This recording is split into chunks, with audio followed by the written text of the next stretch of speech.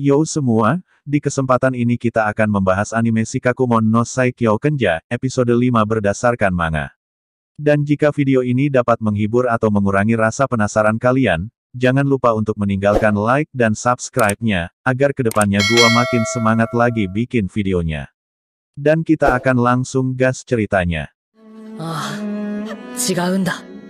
Punten, Mamang. このジョルノ・ジョバーナには夢がある。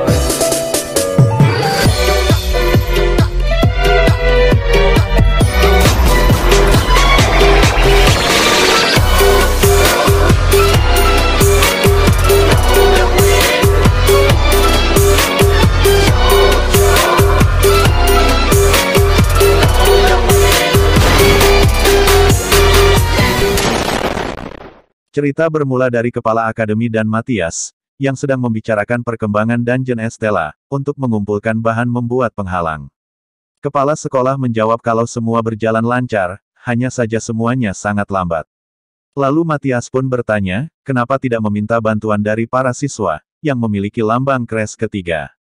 Kepala sekolah pun menjawab kalau itu semua nggak mungkin, karena siswa yang memiliki lambang Kres ketiga telah masuk ke Akademi ke-1.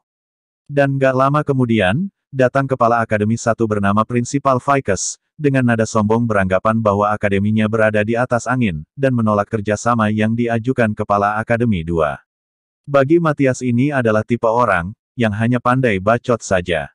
Nah intinya, meski salah satu siswanya lah yang telah berubah menjadi iblis, Kepala Akademi 1 ini tetap menolak ajakan, untuk membantu Kepala Akademi kedua, dalam mengumpulkan batu sihir sebagai penghalang.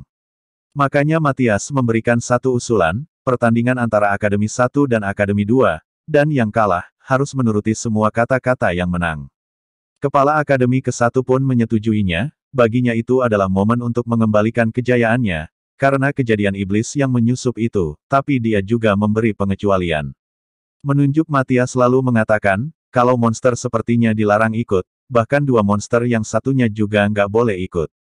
Saat itulah Matias mikir, dia baru saja menyebutnya sebagai monster, terlebih lagi Alma dan Luri, makanya Matias aktifin sihir hair removal, yang akan membuatnya botak dalam semalam, itulah akibat mengejek Luri.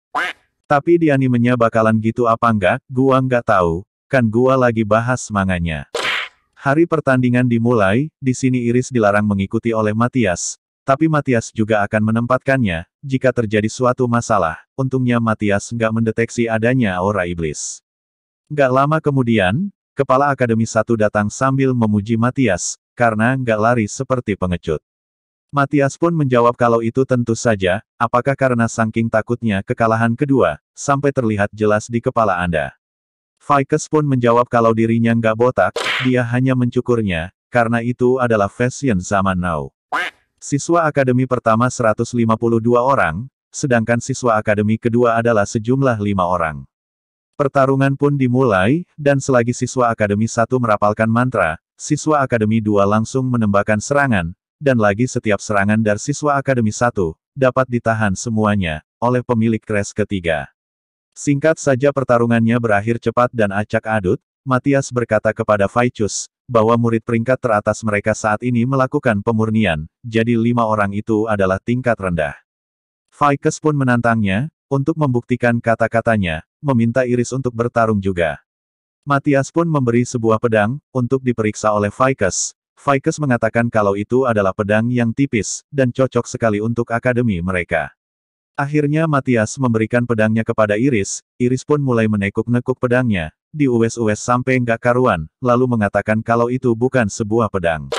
Lalu di balik sisi Vicus yang nggak terima ngelihat semua itu, Kepala Akademi kedua mengatakan kembali, bahwa Raja telah memerintahkan pembelajaran sihir tanpa rapalan, tapi kenapa Akademi ke-1 masih memakai rapalan sihir?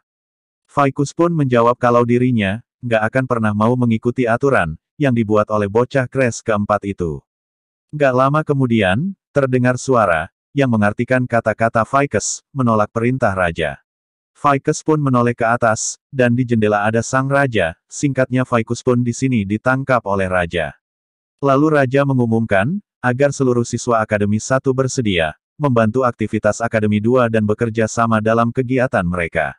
Scene berpindah, Menampilkan Dungeon Astela Academy kedua Matias berencana mencari batu sihir, Alma pun berkata bahwa Matias akan merencanakan sesuatu saat menjelaskannya. Dan Matias menjelaskan kembali, karena lantai dungeon di sana nggak tinggi, tapi Matias punya cara lain. Sebagai contohnya, Matias menatap ke arah Iris. Iris pun mulai berkata, bisakah kamu nggak membicarakan batu sihir sambil menatapku? Matias pun mengatakan, akan mudah mendapat batu sihir sebesar 60 cm dari Iris. Iris semakin kaku, tapi Matias berkata nggak bakal nerlakuin hal itu, karena Iris adalah transportasinya. Matias pun berkata akan berburu monster sampai malam nanti, dan sampai lantai 17. Memperlihatkan Alma yang memanah beberapa monster serigala, Luri memotong dengan pedangnya, dan Iris yang melompat mengayunkan pedangnya, lalu jatuh tepat di depan monsternya. Iris pun ditonjok monster serigalanya. Kemampuan Alma dan Luri berkembang pesat di sini, tapi masalahnya adalah Iris, dia masih belum terbiasa dengan wujud manusianya. Setelah pertarungan itu, Luri menyiapkan batu sihir, lebih tepatnya Matias mengajari Luri sihir pemanggilan monster, hanya saja kejadiannya jadi terlihat lagi bermesraan. Sementara Alma mengatakan, mendadak udaranya menjadi panas, lalu tanya ke Iris apa dia ngerasa gerah. Singkatnya persiapan Matias telah selesai, sekarang tinggal memasukkan energi sihir ke dalam batu itu, dan Irislah yang akan menjadi pengisi sihir itu. Tapi sebelumnya Matias mengatakan, agar pelan-pelan saja saat mengeluarkan sihirnya, sedangkan Alma merasakan suatu firasat buruk. Benar saja, dengan pikiran mengeluarkan sihir pelan-pelan, Iris memulai penyaluran sihirnya, tapi ya sihir itu terlalu besar, makanya Matias menyuruh Iris untuk lebih menguranginya lagi. Tapi Iris gak dengar, dan merasa kalau mungkin itu terlalu kecil, makanya Iris malah nambah energi sihir yang dia keluarkan. Matias pun segera menyuruh Iris untuk menghentikan sihirnya, dan setelah Iris menghentikan sihirnya, dan boom, Matias dan semuanya berlarian, karena dungeon mulai runtuh, karena monster yang terpanggil dari sihir Iris, mungkin terlalu besar dan gak bisa ditahan dungeon. Yang keluar adalah monster naga. Matias terlihat senang, setidaknya naga itu memiliki batu pemurnian 80 cm. Lalu Matias marah kepada Iris, karena seharusnya dia melakukan dengan perlahan-lahan, tapi Iris menjawab kalau dia sudah pelan-pelan, hanya saja. Dulu Iris kenal seseorang, bilang akan menembakkan sihir sedikit, tapi malah menghancurkan 3 gunung. Matias bertanya, apa orang itu punya akal sehat? Iris lanjut ngomong, saat dia berkata akan memanggil monster kecil, yang muncul malah monster yang lebih kuat dari Iris. Matias pun bilang dia pasti nggak waras. Tapi kemudian Matias ingat, dan berbisik kepada Iris, lalu bertanya, apa orang itu adalah dirinya? Iris pun menjawab kalau itu benar, itu adalah Matias waktu masih berwujud Gaias. Mengesampingkan semua itu, mereka mulai serius untuk menyerang naga itu. Iris pun maju untuk menyerang naga, tapi Iris terlempar kena tabok sama naganya. Di sisi Luri dan Alma yang khawatir lihat Iris, Matias ngomong agar nggak terlalu memperdulikannya. Matias meminta mereka menggunakan rune sihir yang telah dia gambar. Lalu di sisi Iris, berhasil mendarat dengan aman, lalu bersikap cemberut, karena telah diserang oleh naga itu. Matias pun segera meminta Iris untuk memancing naga itu, dan mengucapkan kata-kata seperti ini.